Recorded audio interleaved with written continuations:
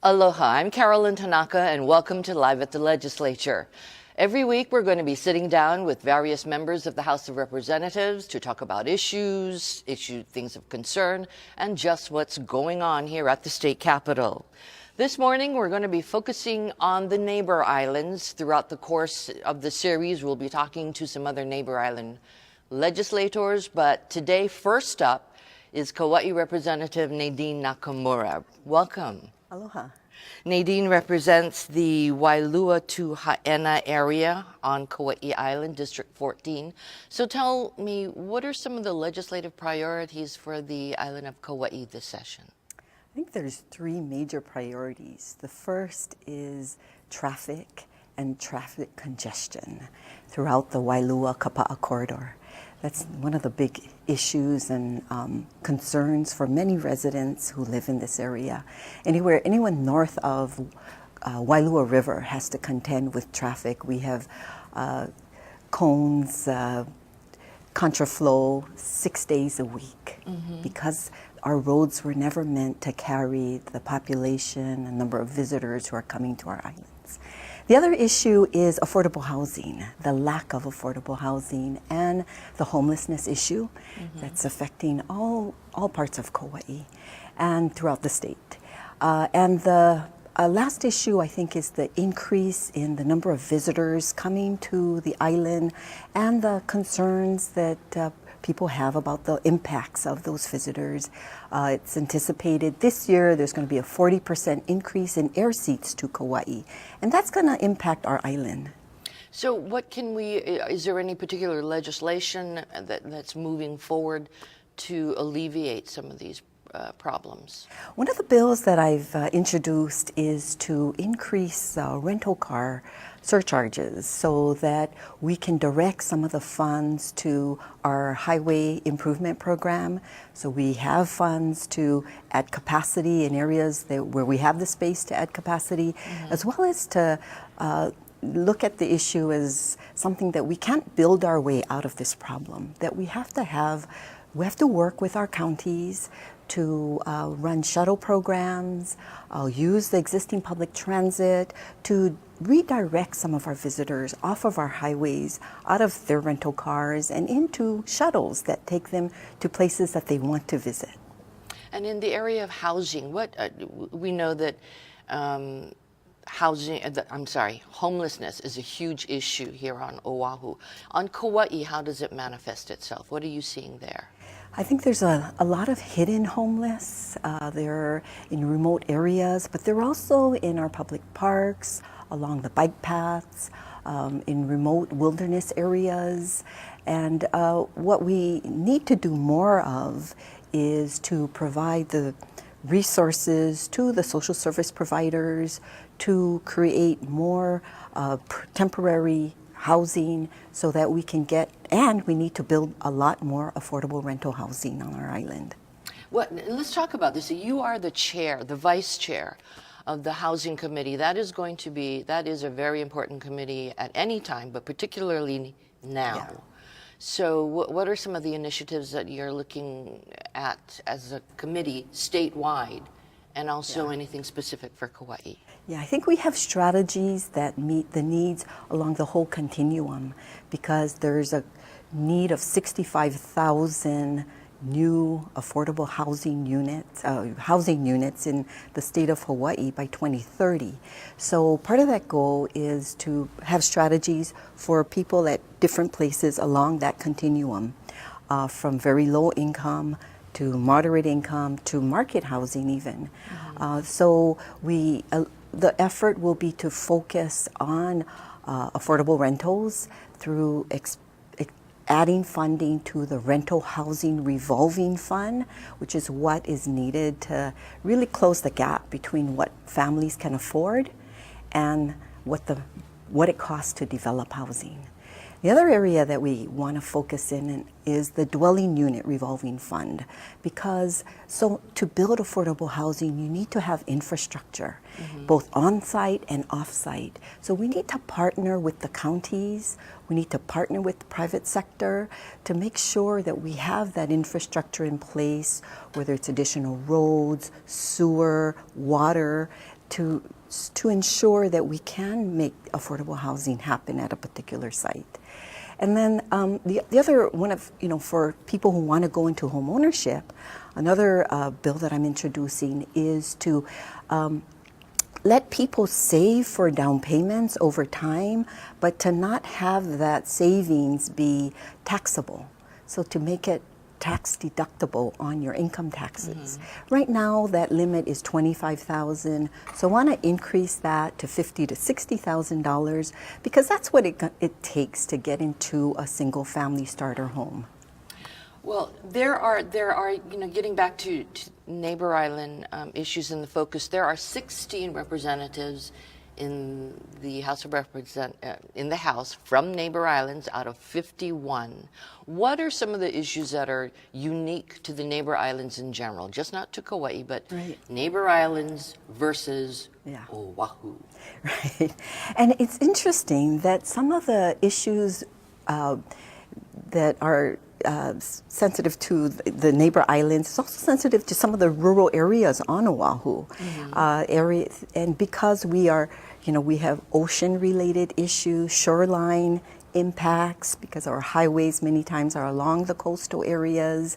We have our natural resources that our visitors want and residents want to see and use. And so we have state parks that our visitors want to visit. So a lot of these areas, maybe if you're a legislator in urban Oahu, you may not have that issue.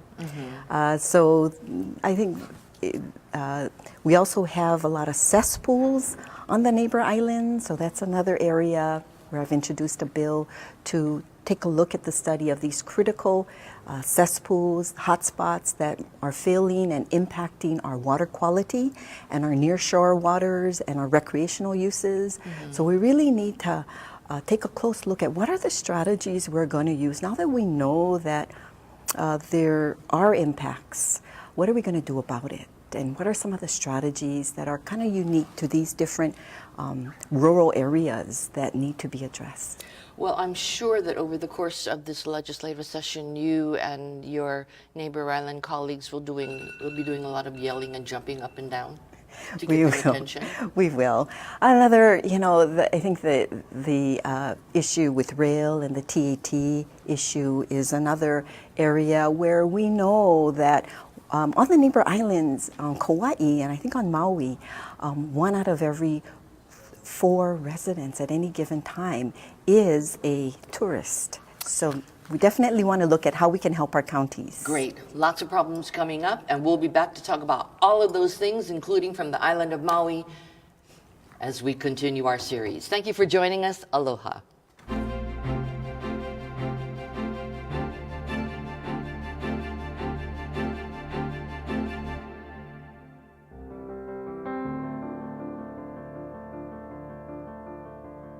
Live at the Legislature is a live half-hour weekly news program that focuses on the issues, legislation, and topics of importance emerging from this year's legislative session. Each week, state senators and representatives provide a variety of perspectives on the issues from both sides of the aisle. Tune in to Live at the Legislature weekly to get exclusive updates on what's happening in Hawaii's legislature.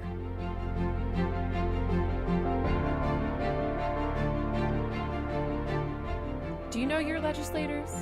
Visit capitol.hawaii.gov and enter your street name to find detailed information about your representatives and senators. From your district number to the committees and current bills your legislators have introduced, this is an easy way to stay up to date with what is happening in your community. If you're looking for detailed information concerning Hawaii State Senate and House hearings, please visit olelo.org/gov-archives. Videos are arranged by date, with the most recent at the top of the list. Are you looking for an easy way to get involved in the legislative process? Stop by the Public Access Room located in Room 401 at the Hawaii State Capitol. Open Monday through Friday from 7 a.m. to 6 p.m. in session. The Public Access Room provides citizens of Hawaii's facilities, services, and equipment to enhance their ability to participate in the legislative process. The public is welcome to track and affect legislation pending before the Hawaii State Legislature.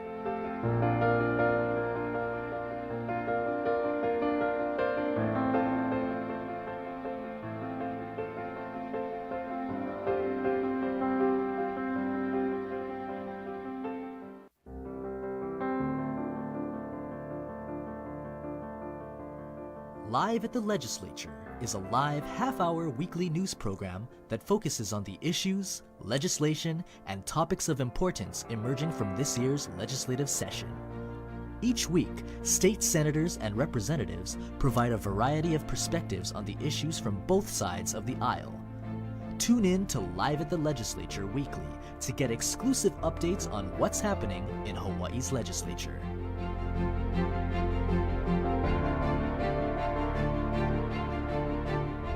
Do you know your legislators? Visit capital.hawaii.gov and enter your street name to find detailed information about your representatives and senators. From your district number to the committees and current bills your legislators have introduced, this is an easy way to stay up to date with what is happening in your community. If you're looking for detailed information concerning Hawaii State Senate and House hearings, please visit olelo.org/gov-archives. Videos are arranged by date, with the most recent at the top of the list.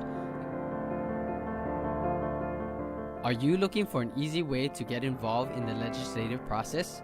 Stop by the Public Access Room located in Room 401 at the Hawaii State Capitol. Open Monday through Friday from 7 a.m. to 6 p.m. in session. The Public Access Room provides citizens of Hawaii's facilities, services, and equipment to enhance their ability to participate in the legislative process.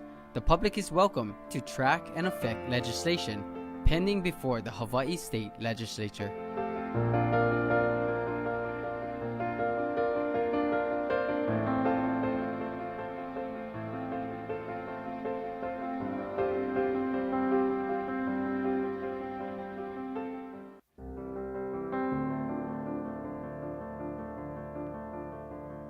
Live at the Legislature is a live half-hour weekly news program that focuses on the issues, legislation, and topics of importance emerging from this year's legislative session.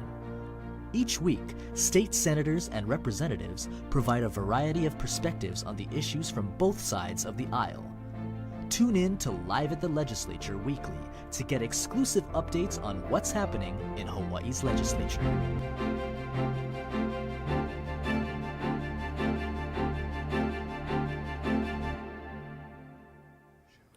Aloha and welcome to Live at the Legislature. I'm Jill Kuramoto, and every week we sit down with Hawaii State Senators to talk about the issues and events of the Senate. And this morning we have Senator Brookwood Galataria. Senator Galataria is the Majority Caucus leader. He's also the Vice Chair of the Hawaiian Affairs Committee. We also have Senator Kai Kahele, and Senator Kahele is the Chair of the Higher Education Committee. He's also a proud Native Hawaiian, as well as Senator Galataria. Good morning and welcome to both of you. This morning, let's talk about Hawaiian language. And last week, there was a bill, Senate Bill 2687, and just to get our viewers up to date, is a bill that would allocate money to the University of Hawaii to translate the Hawaii State Constitution into the Hawaiian language. Part 2 of the measure would require that the court system provide Hawaiian language translation to anyone who requests it. So my first question is, why is this bill necessary? Well, part 2 is a response from a recent incident that happened in the courts on Maui, where the defendant wanted to, plead his case in Olelo, Hawaii, and the courts were ill-equipped to do that. And I believe that the process needs to be I think, improved so that everybody has a chance to defend themselves in the language of their choice, especially because Hawaiian is an official language of Hawaii. So we need to get it right on that point. And we also need to make sure that justice is provided, not only for the defendant, but for the court system and the community as well. Because if you're well versed in the language, as many people know, you can tie it up. So it's important that we get interpreters and translators who know what they're doing in the same spirit that the defendant is speaking, so that the court system can do the job. Okay, your thoughts, Senator Kahele? You know, last week's situation was really unfortunate. And credit to the judiciary, who has taken some bold steps since then. But even if we include this in the administrative rules and we provide for Hawaiian language court interpreters through the admin rule process, that can be changed in future generations. So I think the bill is necessary and important because it'll codify it in our state statutes. And it'll make it a requirement that we'll have to comply with state law. So I think one of the challenges raised was finding enough Hawaiian language translators and then finding the money to pay for them. Your thoughts on that? Well, we're celebrating 40 years of Punana Leo. So the same system that taught the defendant, we have adequate interpreters out there. I think what we've basically created is a new skill set for a full-time employee in the judiciary. We only have one Hawaiian translator who happens to live on Kauai.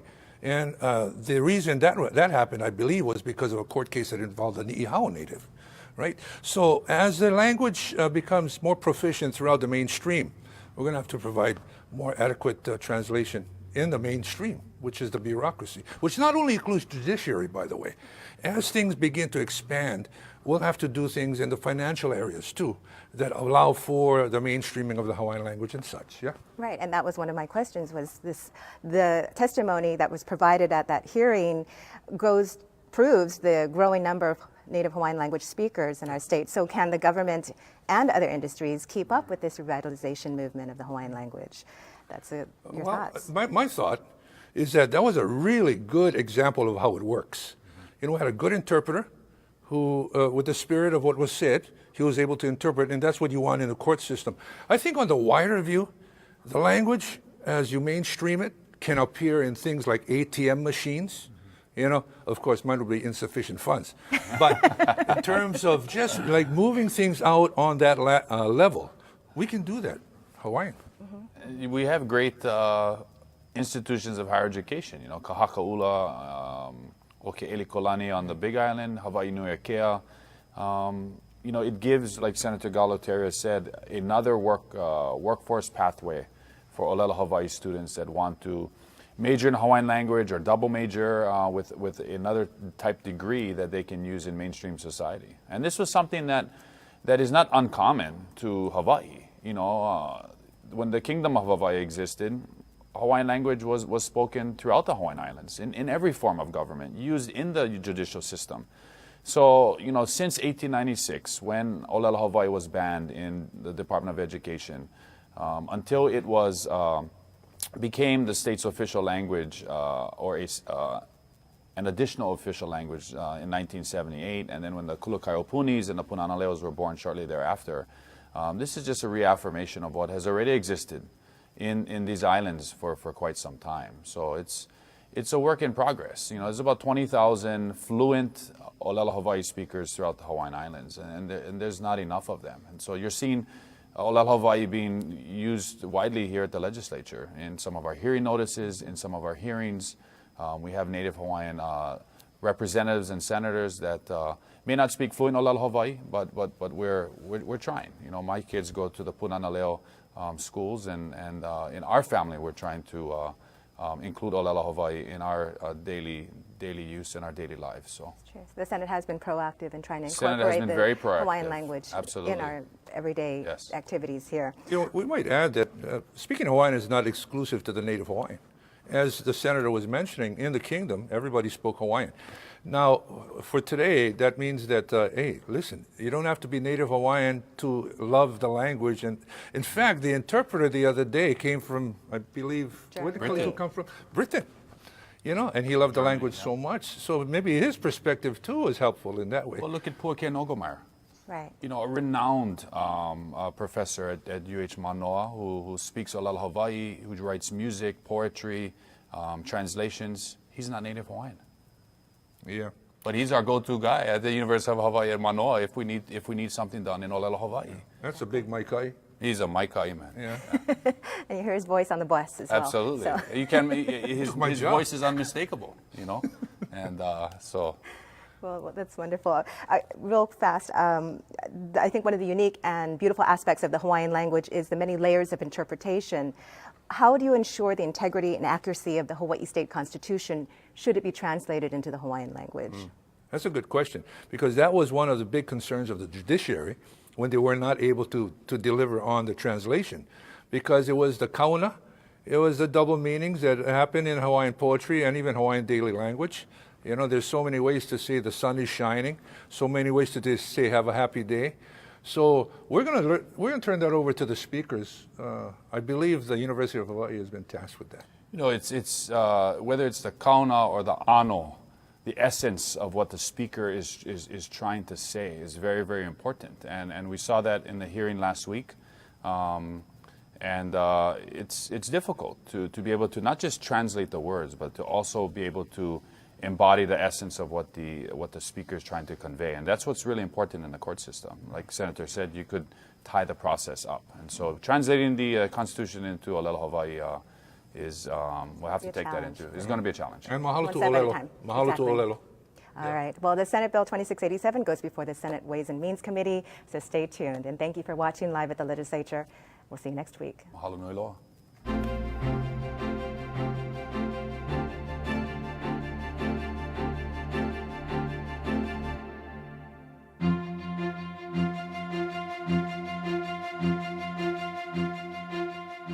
Live at the Legislature is a live half-hour weekly news program that focuses on the issues, legislation, and topics of importance emerging from this year's legislative session. Each week, state senators and representatives provide a variety of perspectives on the issues from both sides of the aisle. Tune in to Live at the Legislature Weekly to get exclusive updates on what's happening in Hawaii's legislature.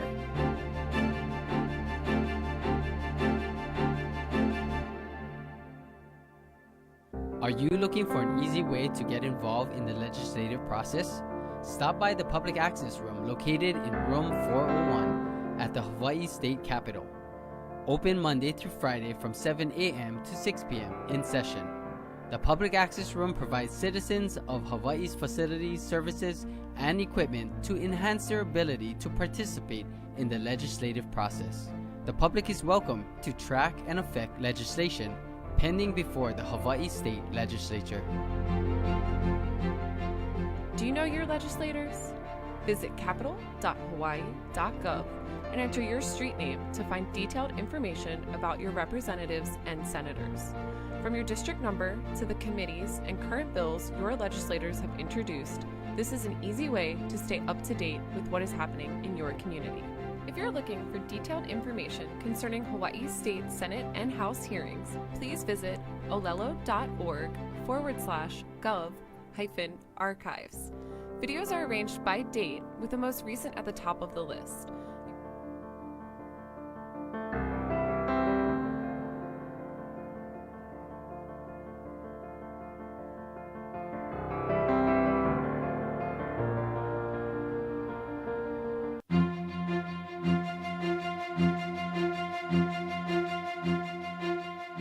Live at the Legislature is a live half-hour weekly news program that focuses on the issues, legislation, and topics of importance emerging from this year's legislative session. Each week, state senators and representatives provide a variety of perspectives on the issues from both sides of the aisle. Tune in to Live at the Legislature Weekly to get exclusive updates on what's happening in Hawaii's legislature.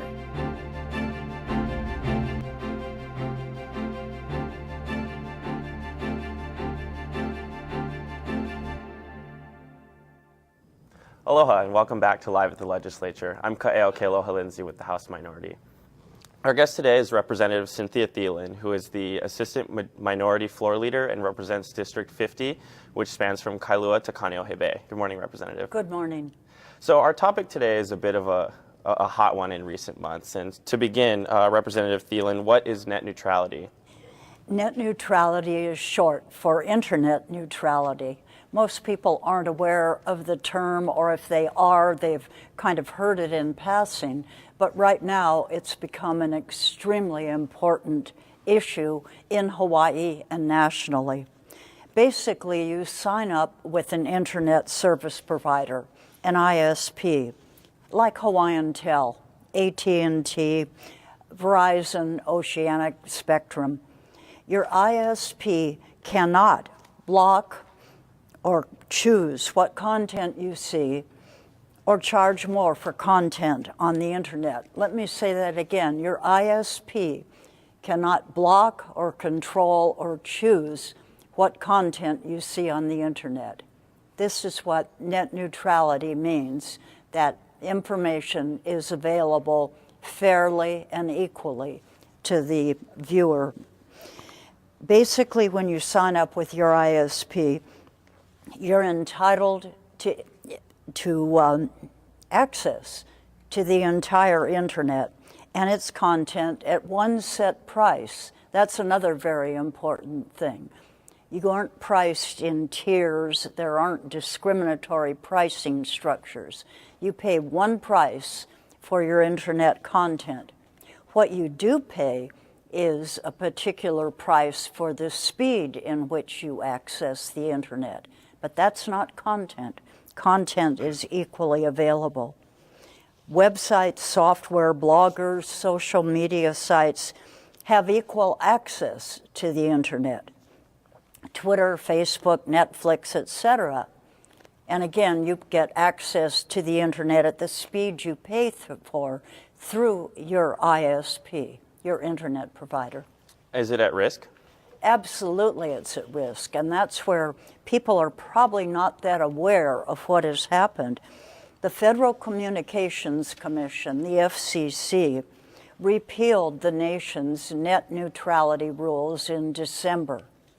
There's been some pushback, but it's been not as strong or as vocal as I would hope it would be. Anyone who uses the internet is under attack on internet freedom and democracy and a movement towards censored content. That's the scary part, a movement towards censored content of what you will be able to access on the internet. Hawaii and 21 other states filed a suit against the FCC to block the rollback of net neutrality. In addition, last month, I led legislators from both sides of the aisle through a letter I drafted to urge Governor Ige to proclaim that net neutrality would be preserved in Hawaii by his signing of an executive order. 21 legislators, bipartisan, sent this letter to Governor Ige and urging him to sign an executive order that would keep net neutrality in place for Hawaii. The executive order would require internet service providers operating in Hawaii to abide by net neutrality rules. I hand-delivered it to Governor Ige's office and met with his chief of staff. And Ige's signature on an executive order would place him, along with New York and Montana, their governors have signed executive orders to keep net neutrality in their states. The reason we have to do it by executive order is legislative action here takes so long that it might not, a bill might, and a law might not be in place until June. And how does net neutrality affect people? The FCC's repeal of net neutrality could bring an end to equal, unlimited access to public websites, higher fees for everyone who uses the internet and social media, and you'd be forced to buy packages similar to your TV channel lineups with basic premium packages that people have to buy to see the content that they want. The internet providers, the internet service providers, would become the gatekeepers. They would be the gatekeepers that control the content. Hawaii Tel, AT&T, Oceanic, Spectrum, they would decide what internet access and content you get for the basic package. Innovation and ideas would be squashed or really priced out of existence for the consumer. Extra costs for higher speeds in addition to base fees, the demise of startups and small businesses with small website budgets, and the demise of choices, the end of choices for the consumer. It would be a situation where monopolies with unmatched funding, say like Amazon and Google, could determine the marketplace that would be on the internet, and censored or low prioritized content that buried information and stopped citizens from learning truths. And how does net neutrality affect small businesses? Well, I asked my son, Dave Thielen, who grew up here and is in Boulder, Colorado, and I said, how would net neutrality affect small businesses? Dave was a former senior developer at Microsoft, and he is the founder and the CEO of Windward Studios. He grew up on the Windward side, which is a computer software company based in Boulder, Colorado. And he grew his business from himself to about 40 employees. Dave's quotes are right there for the viewer to see. And I hope the viewer will pay attention to that, because these companies, the innovators in our community, could go out of business. And so what's next for you, Representative Cynthia Thielen? Governor Ige is holding a news conference today at 11:30 to announce what he is going to do about net neutrality in response to the letter that I drafted and obtained the signatures of 21 of my colleagues. My hope is that Governor Ige will follow the role of Montana and New York and declare net neutrality stays in place in Hawaii. Aloha to all of you. Thank you for your time. Thank you for joining us, and we'll see you next week.